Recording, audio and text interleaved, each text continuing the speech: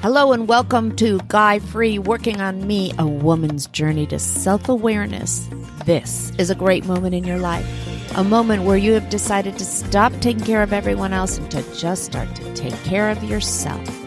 Stick with me through these podcasts and we are going to take the best rides of our lives. Listen up. Guy Free Working on Me is not meant to be a permanent lifestyle. It is meant to be a time in your life where you stop basing your worth, your happiness, and your self-esteem on having a man at your side. This is going to be an all-out redeciding of who you are, who you want to be, and what you feel inside. Are you ready? Let's go. Hello and welcome. I'm Shauna Hoffman. I hope you've been good to yourself this last week, which is what brings me to this week's podcast. I decided after months of not spoiling myself with a facial to just go ahead and book one. And as I was lying there today, getting totally pampered, I realized what this week's podcast had to be: receiving. And one big piece of receiving, accepting that we deserve it. I say this because as I was lying there getting totally spoiled, I couldn't relax and I couldn't just enjoy it. I found myself having the need to check in with my esthetician to see how she was. I just couldn't lie there and have all the attention and focus on me. The thought of receiving while she was doing all the work was even harder. I had waited months and months for this, but relaxing into it was not in the cards for me. That's unless I could change my perception. You know that damn perception that self-care is selfish? And this was more than self-care. It was self-spoiling. Oh my God, I could not relax and enjoy it. The good news is that in my total discomfort, I became highly self-aware of the fact that I was feeling anxiety instead of enjoying it. And in that discomfort, I could ask myself why. What was making me feel uncomfortable? What was giving me anxiety in the midst of a freaking facial? And why did I feel the need to keep asking her questions? I finally realized that by asking her questions about herself, I was misleading myself into thinking I was shifting the focus off of me and onto her, which is absolutely ridiculous because her job is to have her focus on me. So I decided to give myself a challenge. Lie there and just don't talk. Don't talk, don't talk, don't talk. Receive, receive, receive. In order to do that, I brilliantly came up with an affirmation I could do with my eyes closed. I receive all of this healing energy so that I may give it back to the world. Lofty, wasn't it? Yeah, truly not so much.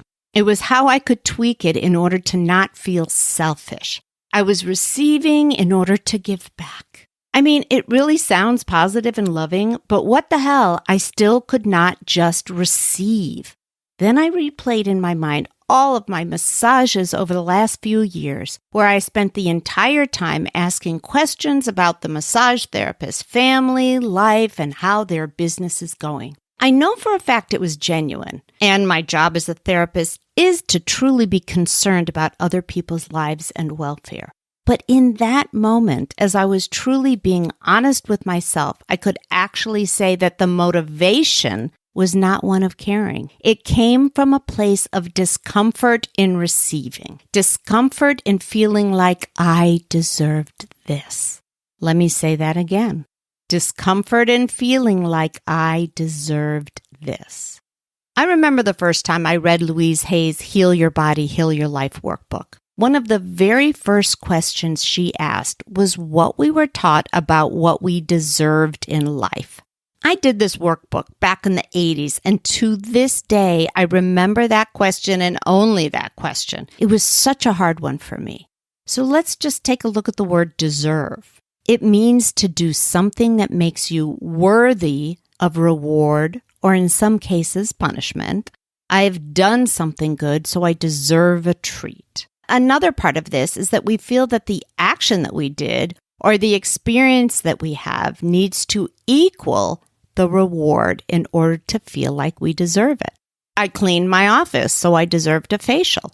Yeah, no, that wasn't going to work. It's my birthday, so I deserve to buy myself a massage?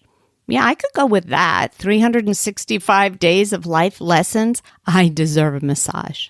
But can I shut up and just receive it? Nope. Now let's go a little deeper. Let's look at the relationships we choose.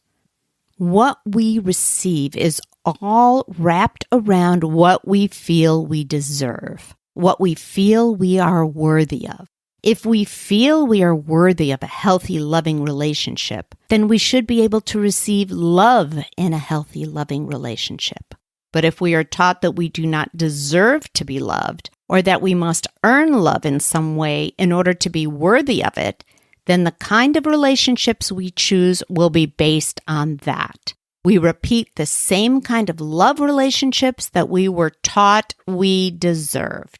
If we were taught that love is conditional instead of unconditional, then we try to create the same conditions that got us love as a child.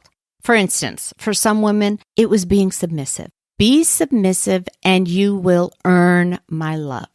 So you find the same kind of lover who wants you to be submissive so that you can earn their love.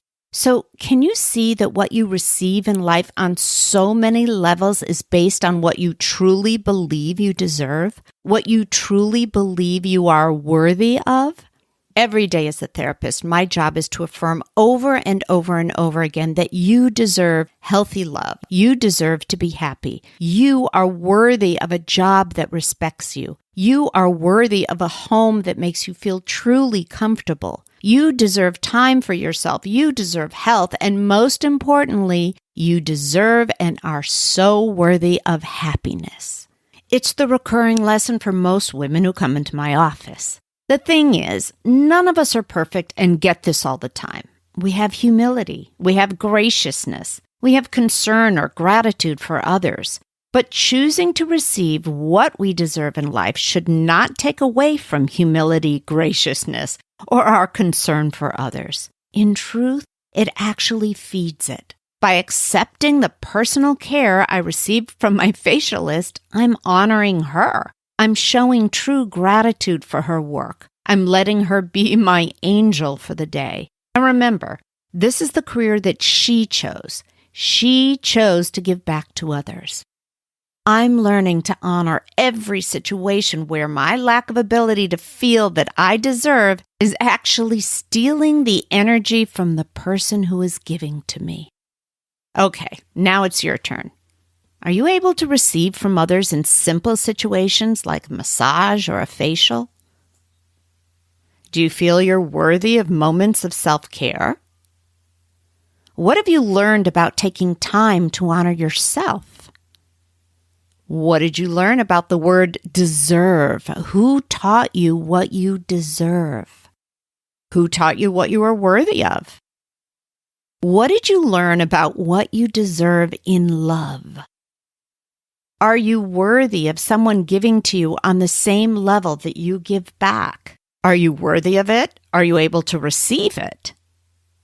Are you uncomfortable receiving attention or gifts? Are you willing to retrain your mind into gratitude instead of deflection? Do you deserve happiness? Are you worthy of happiness? There's a lot to think about here. The hardest concept to understand is that you can't receive from others if you do not feel you deserve it or you're worthy of their gifts. And you truly are worthy of so much in life. There's a website called Be Mindful that has a list of 51 worthiness affirmations. That's the letter B and the word mindful. Let me share some of them with you now. Okay, I really love the first one. It says exactly what I've been saying through this podcast. I am worthy to receive all that I ask. I am worthy of love now. I am worth the effort. Okay, I love that. It implies that you are worth your own efforts. I am worth the effort. This one is so lovely, and it's honoring the idea that you're still learning how to receive. I draw to myself the kinds and amounts of affection I'm capable of receiving. Sometimes it's good to receive in comfortable amounts and slowly increase my capacity for receiving friendship and intimacy. What I love about that one is it's actually acknowledging that you deserve to increase your capacity to receive. Okay, I'm going to leave you with this last one. Anytime I am cued to do self-kindness, self-acceptance, or self-encouragement is also a blessing I receive gratefully and appreciatively. Working on me is a journey. If you try and ignore it, you'll feel the effects of your ongoing ignoring of self. But this journey is truly the most beautiful journey you can take. It's a journey to the deepest parts of you, and it's only one that you can take. Thank you for sharing your journey with me today. Please be good to yourselves. Receive, because you are so worthy. Eat amazing foods, honor your body, surround yourself with loving beings. Thank you for letting me into your life today, and I look forward to popping back in again next week. Thank you for joining me today on the Guy Free Podcast. My hope is that you leave this podcast inspired, fired up, and ready to take that next step on the magical journey of self-awareness. And then you come back and join us again. Oh, and if you can do me a quick favor, please leave me a 5-star review over on iTunes. I gain so much from reading the reviews and getting feedback from my listeners. Each week, I'm going to choose one special person who's left me a review to win my book, Guy Free Working on Me. That was the book that started it all. Make sure you add your name to the review, and I'll reach out to you if you're the winner. Thanks again for spending your time with me today. Be sure to visit me on the Guy Free Working on Me Facebook page and on workingonme.com for past episodes and insight into the fabulous journey to you.